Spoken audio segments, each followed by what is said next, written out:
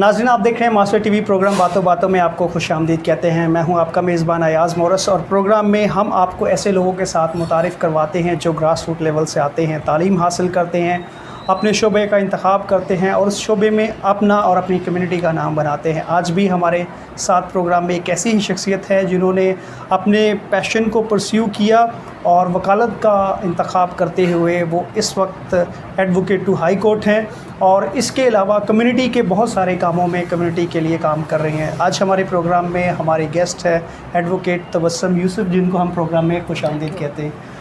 Thank you so much सबसे पहले तो हमारे प्रोग्राम में आने के लिए और आपकी इतनी सारी काविशों को हम अपने नाज़रीन तक शेयर करने के लिए आपने वक्त दिया। Thank you so much. Thank you so much आपका, क्योंकि आपने इस काबिल समझा कि मैं यहाँ पे आकर अपने एक्सपीरियंसेस जो हैं वो अपने यूथ के साथ शेयर कर सकूँ, ताकि उनके लिए भी मोटिवेशन हो कि हमने आगे अपने लिए क्या लाहे अमल इख्तियार करना। अच्छा, सबसे पहले मैं जो अब मेरे गेस्ट होते हैं मैं उनसे सवाल करता हूँ, ये ज़िंदगी का सफ़र आपका कैसे शुरू हुआ, कहाँ से अपने बचपन के मुतालिक थोड़ा सा बताएं, और फिर वकालत की तरफ आपने ये कैसे इस सफ़र का कैसे इंतखाब किया? बेसिकली मैं कराची से तो हूँ नहीं, मैं जेहलम से हूँ।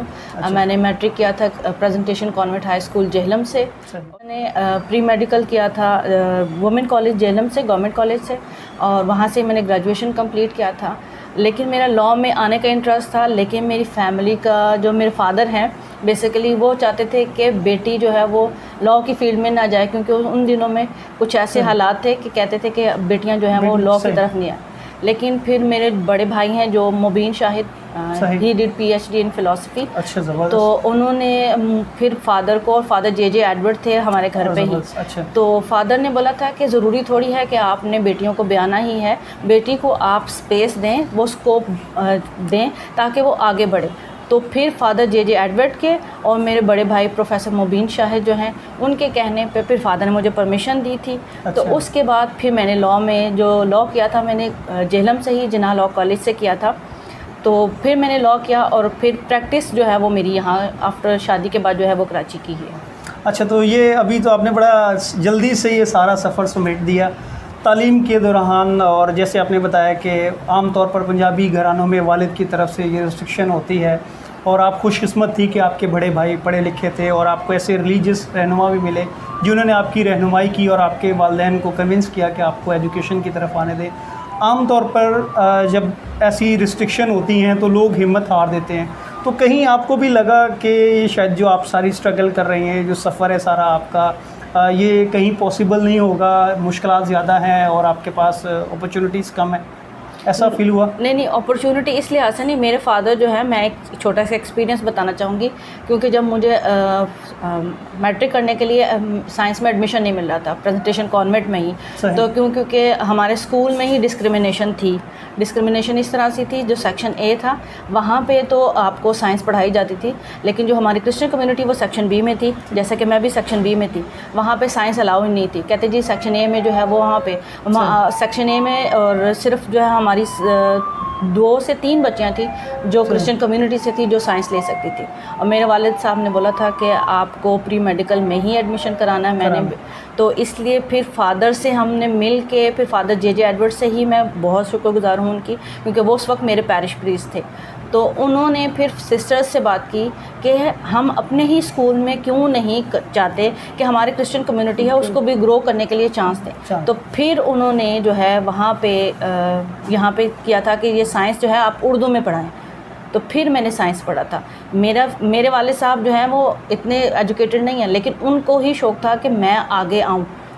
तो चैलेंजेस वो उनके ये थे कि वो जो कॉलेज था बदनाम ज़माना था। सही। और वहाँ पे कुछ ऐसी पॉलिटिक एक्टिविटीज़ थी जिसकी वजह से वो कह रहे थे कि वहाँ बेटी ना जाए। सही। तो जब आप शादी के बाद कराची आए, फिर यहाँ अपनी जो है वकालत का आगाज़ किया, कितना मुश्किल होता है एक वर्किंग वूमेन के लिए अपना फैमिली को टाइम देना और फिर अपने पैशन को परस्यू करना और फिर कम्युनिटी की एक्टिविटीज़ को देखना और दीगर लोगों के काम में भी करना, उनकी हेल्प करना, उनकी मदद करना, तो ये मैनेज कैसे करते हैं आप सारी चीज़ें? मैं सबसे पहले तो कहूँगी कि मैं लकी हूँ बहुत ज़्यादा इस लिहाज से, क्योंकि अगर आपका लाइफ पार्टनर अच्छा नहीं होता तो आप जब एक वर्किंग वूमन है वो ग्रो ही नहीं कर सकती। अगर उसका लाइफ पार्टनर जो है उसको ग्रो करते हुए उसको सपोर्टिव नहीं होता, उसको रिस्पेक्ट नहीं करता, उसके काम को रिस्पेक्ट नहीं देता।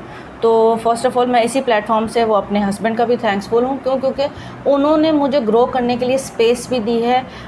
उन्होंने बोला कि आप जो करना चाहते हो वो एक अच्छा इनिशिएटिव है, आप उसको अपने पैशन को फॉलो करो और आगे जो मज़ीद करना चाहते हो, चाहे जुडिशरी में जाना चाहते हो या कुछ और करना चाहते हो, आपको करना है। सही। आम तौर पे कहा जाता है कि पाकिस्तान में ख़ास तौर पर जो क्रिश्चियन कम्युनिटीज़ है उसको कई रवैयों का सामना करना पड़ता है, जो कि और ख़ास तौर पर एक तो ये और फिर ख़ातून होते हुए भी आपको ये चैलेंजेस का सामना करना पड़ता है। आपको भी ऐसे चैलेंजेस का सामना करना पड़ा और आपने उनको कोप अप कैसे किया? बहुत सारे चैलेंजेस का कहूँगी कि मैंने बहुत सारे चैलेंजेस का सामना किया। जैसे मैंने स्कूल लाइफ, क्योंकि अब मैं कॉन्वेंट में थी, जैसे मैं कॉलेज लाइफ में आई, बहुत सारे चैलेंजेस हुए, बहुत सारी डिस्क्रिमिनेशन भी फेसेस करनी पड़ी। लेकिन ये है कि जब आप फैमिली वाइज आपको पेरेंट्स जो हैं आपके साथ सपोर्टिव होते हैं, प्लस आपके साथ वो इंटरेक्शन रखते हैं, जो भी आप बच्चा जो है वो प्रॉब्लम अपने पेरेंट्स के साथ शेयर करता है तो उसका सलूशन बहुत अच्छे तरीके से निकल के आता है। अगर हम अच्छे तरीके से चाहते हैं कि सलूशन हो तो हमें पेरेंट्स के साथ जो है वो काउंसलिंग होनी चाहिए, बच्चों की इंटरेक्शन होनी चाहिए, क्योंकि अगर इंटरेक्शन ही नहीं है तो उसका कोई रास्ता नहीं निकल सकता। अच्छा, आपने यहाँ एक बड़ा ज़बरदस्त पॉइंट रेज़ किया और बताया जैसे आपने कि आपको भी चैलेंजेस का सामना करना पड़ा, लेकिन आपके फैमिली की तरफ से सपोर्ट होने की वजह से।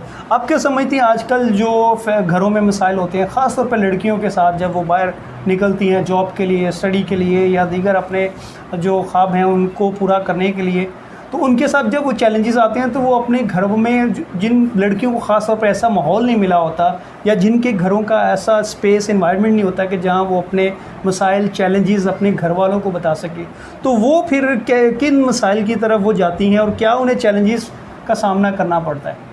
अगर घर में माहौल जो है वो नहीं होता कि आप उनके साथ प्रॉब्लम्स अपने शेयर कर सकें, तो वो फिर ऐसी गैदरिंग में, ऐसे फ्रेंड सर्कल में इन्वॉल्व हो जाती हैं जो उनको अच्छा तो गाइड नहीं करते। सही। जो है वो एक गलत सर्कल में, मैं ये कहनी सब नहीं, लेकिन कुछ ऐसी मेजॉरिटी हमारी लड़कियों की जो गलत सर्कल में चली जाती हैं, तो वो जो गलत सर्कल है जो वो हरासमेंट का भी बनती हैं बाइस, उसके बाद साइबर क्राइम का भी जो इनिशिएटिव होता है, क्योंकि वो नहीं पता कि उनके मोबाइल से जो पिक्चर्स आती हैं बाद में उन्हीं के ख़िलाफ़ जो है वो उसको यूज़ होते हैं और उनको ब्लैकमेलिंग का सामना करना पड़ता है। उसके अलावा जो हमारी लड़कियां हैं वो अपने पेरेंट्स के साथ जो काउंसलिंग नहीं करते, हमारे पेरेंट्स की भी ये लैकिंग है कि हमें अपने बच्चों को जो है काउंसलिंग शुरू से देनी है कि अगर बेटा गलत बाहर कोई भी आपके साथ करता है तो ये गलती आपकी नहीं है, ये उस गलती करने वाले की गलती है जो आपके साथ है। आपके साथ जुल्म हुआ है और अपने साथ जो जुल्म हुआ है उसके लिए आपको खुद आवाज़ उठानी है। यहाँ हम ब्रेक लेंगे, ब्रेक के बाद वापस आएंगे तो हम अपनी गुफ्तगू का सिलसिला जारी रखेंगे। नाज़रीन, यहाँ ब्रेक लेंगे, हमारे साथ रहिएगा।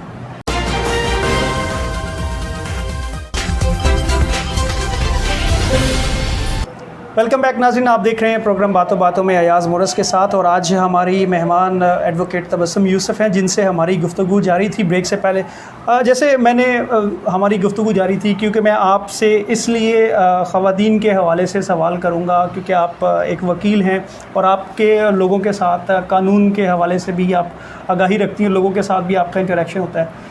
औरतों के हवाले से कितना ज़्यादा एम्पावरमेंट हुई है और बहुत सारी औरतों को अपने हकूक़ का नहीं पता, और अक्सर ऐसा होता है कि जब उनके साथ कोई मसला होता है, कानूनी पेचीदगी है, फैमिली के मसाइल हैं या दीगर कोई ऐसा इशू है, तो अक्सर हमारी ख़वातीन को पता नहीं होता कि उन्होंने कहाँ जो है वो कौन से कानून हैं जो उन्हें एम्पावर करते हैं या कहाँ उन्होंने अपने हकूक़ के लिए आवाज़ बुलंद करनी। तो इसके हवाले से आप क्या कहेंगे? मैं ये कहना चाहूँगी आपके प्लेटफॉर्म से कि जो हमारी फ़ीमेल्स हैं उनको हकीकतन, जैसा कि आप कह रहे हैं कि उनको अपने लीगल राइट्स का ही नहीं पता कि ये मेरा राइट है, अगर ये सल्ब हो रहा है या इसको मुझे नहीं राइट मिल रहा तो उसके लिए मुझे किस प्लेटफॉर्म पे जाके आवाज़ उठानी है। यानी आगाही और शऊर की बहुत कमी। हाँ बिल्कुल, ये हमें ग्रास रूट लेवल पे जो है वो इसको स्टार्ट करना चाहिए। क्योंकि मैं जो मैंने इवन अपने पैरिश प्रीस्ट से भी कहा है कि हम अपने चर्चेस से स्टार्ट करें, हम अपने जो नेक्स्ट कमिंग जनरेशन है, जो 10 इयर्स का प्लान है, वो ईच एवरी पैरिश जो है वो अपने इलाके में रखे। हमारी बच्चों को एजुकेट करें, लड़कियों को खास जी, लड़कियों को एजुकेशन प्लस उनको इन्फॉर्मेशन होनी चाहिए कि जो उनका राइट है वो उनका राइट है, उसके तहफ़्फ़ुज़ उनको पाकिस्तान का आइन भी देता है और जो सिंध का कानून है वो भी उनको प्रोटेक्शन देता है, जो स्पेशली वुमेन के लिहाज से आपने पूछा, जो क्योंकि बाकी तमाम सूबों के लिहाज से सिंध इस मामले में ज़्यादा बेहतर है कि उन्होंने अपनी कानून साजी में ये लॉ लेके आए हैं कि अगर वुमेंस के साथ कोई उनके राइट की सल्ब भी हो जाती है तो वो अपने लिए दादरसी जो है वो कानून का दरवाज़ा बजा के वो ले सकती हैं, उनको वहाँ से दादरसी मिलेगी। जैसे कि एक सिंपल सी एग्जांपल है कि जो Sindh child marriage restraint act है वो सबसे पहले जो उसका नफाज जो है वो सिंध में ही हुआ है कि क्योंकि सबसे ज़्यादा सिंध में ही जो मैरिजेज़ हैं वो फोर्स मैरिजेज़ हैं और माइनर बच्चियों जो हैं उनकी मैरिजेज़ हो रही हैं। तो हमें जो है सिर्फ कानून का पता होना चाहिए कि हमने अपने बच्चों की भी शादियां जो हैं वो टीन एजेस में नहीं करनी, क्योंकि वो अपने पैरों पे खड़े हो जाएं, क्योंकि बाद में फैमिली लाइफ जो है कोई कितना आसान नहीं है, एक पाक साक्रामेंट है जिसको हासिल करने के लिए भी पहले उनकी प्रॉपर ट्रेनिंग होनी चाहिए। सही। आजकल एक और अलमिया बहुत ज़्यादा हमने देखा है कि जो कोर्ट मैरिजेज़ हैं उनका सिलसिला बहुत आम है और बड़ी आसानी के साथ नौजवान लड़का और लड़की जो है वो कोर्ट में चले जाते हैं शादी के। लेकिन आप इस चीज़ की गवाही देंगी कि कुछ ही माह के बाद वही जो है वो जोड़ा है जो एक दूसरे के साथ इतनी मोहब्बत से शादी के लिए आते हैं, कोर्ट मैरिज करते हैं और वो डिवोर्स लेते हैं और जो बच्चा होता है क्या एक बच्चा या 6 माह का, तो वो जो लाइफ है बच्चे की और पूरी उनकी ज़िंदगी जो है वो बिल्कुल बेमकसद सी हो जाती है। तो आप इस हवाले से क्या वो कानूनी पेचीदगियाँ या क्या पेरेंट्स को ख़ास तौर पे गाइड करना चाहेंगी या जो लड़कियां देख रही हैं, जो नौजवान देख रहे हैं, उनके लिए आप क्या मैसेज देना चाहेंगे? उनके लिए तो मेरा सिंपल एज मैसेज ये है कि अगर आपको सिर्फ लगता है कि ये बंदा या बंदी मेरे साथ मोहब्बत में है तो वो उसका बहुत सारा आसान तरीका है कि आप पहले देखें तो सही उसकी स्टैंडिंग क्या है, आप कहाँ खड़े हैं, वो क्या खड़ी है, कहाँ पे खड़ी है, पेरेंट्स को इन्वॉल्व करें। दूसरी चीज़ कि मैं आपको ये कहना चाहूँगी, मेरे अपने एक्सपीरियंसेस हैं कि हमने कोर्ट में देखा है बच्चे 6 महीने पहले आए थे कोर्ट में शादियां कराने के लिए, बाद में वही हैं जी हमारी घरेलू नाचाकियां हैं। मेरे पास रिसेंट अभी एक केस है, लव मैरिज है, भाग के उन्होंने जाके लाहौर में शादी की है, अब वापस कोर्ट में ही उनका जो है डिवोर्स का चल रहा है। क्योंकि पेरेंट्स ने एक्सेप्ट ही नहीं किया उनको। लेकिन वो बच्ची कहाँ पे खड़ी है, दोनों बच्चा बच्ची दोनों रहना चाहते हैं, लेकिन जो है ड्रॉबैक ये भी है कि पेरेंट्स एक्सेप्ट नहीं करते। दूसरा ड्रॉबैक ये भी है कि वो सो कॉल्ड मोहब्बत तो है, लेकिन लड़का इतना नशा करता है कि ड्रंकन उसकी हालत होती है, वो उसके पेरेंट्स को क्या उसको भी इतना मारता पीटता है।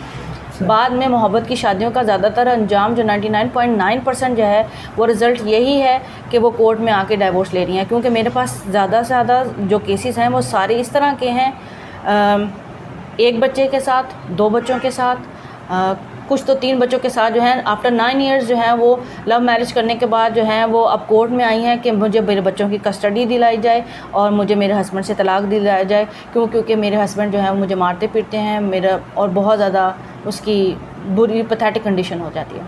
अच्छा, क्या आप मैसेज देना चाहेंगे? आप कम्युनिटी वर्क भी करती हैं, कम्युनिटी में भी आप बहुत सारे जो है वो मुख्तलिफ सेक्टर्स के साथ आप इन्वॉल्व हैं।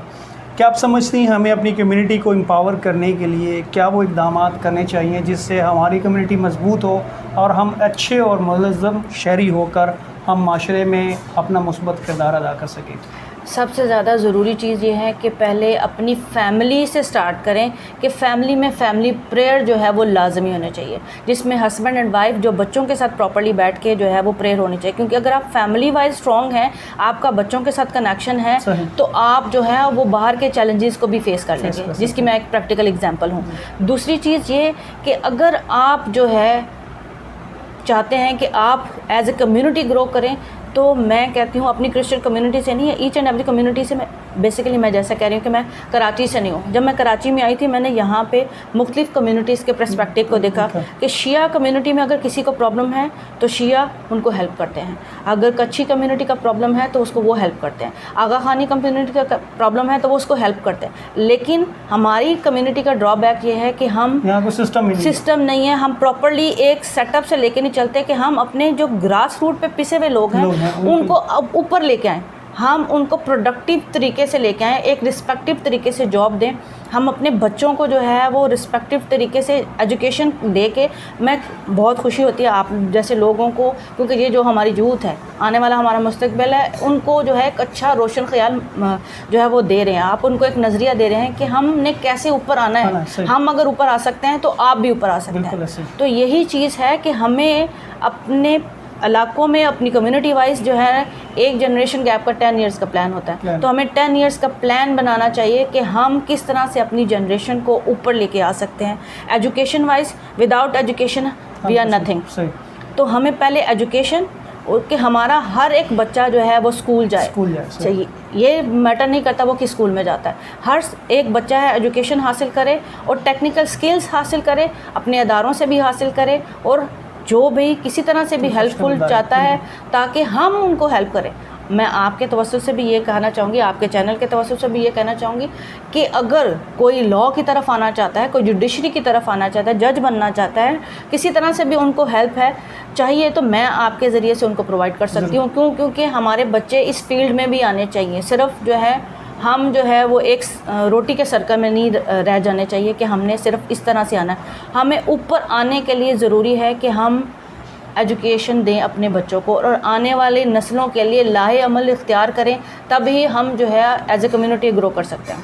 थैंक यू सो मच आपके वक्त के लिए और आपकी बातों की। नाज़रीन, जैसे कि आपने हमारे गेस्ट की बातों से सुना कि बहुत ज़रूरी है हम अपनी सोच को बदलें, और आज की जो गुफ्तगू थी ये ख़ास तौर पर ख़वातीन के लिए और फैमिली के उन माँ बाप के लिए थी जो अपने बच्चों की परवरिश करना चाहते हैं कि अगर आप चाहते हैं कि आपके बच्चे माशरे में आगे बढ़े, कामयाब हों और आपका नाम रोशन करें, तो उसके लिए लाजिम है कि आप अपने बच्चों की तरबियत और ख़ास तौर पर अपने घरों का माहौल ऐसा बनाएं जहां आपके बच्चे अपने मसाइल और अपने ख़यालात और अपनी शख्सियत का इजहार आपके साथ कर सकें। आज के प्रोग्राम में आपसे चाहेंगे इजाज़त, आपसे मुलाकात होगी अगले प्रोग्राम में एक नई शख्सियत के साथ। तब तक के इजाज़त दीजिए, अपना बहुत सारा ख्याल रखिएगा। Thank you very much. Thank you.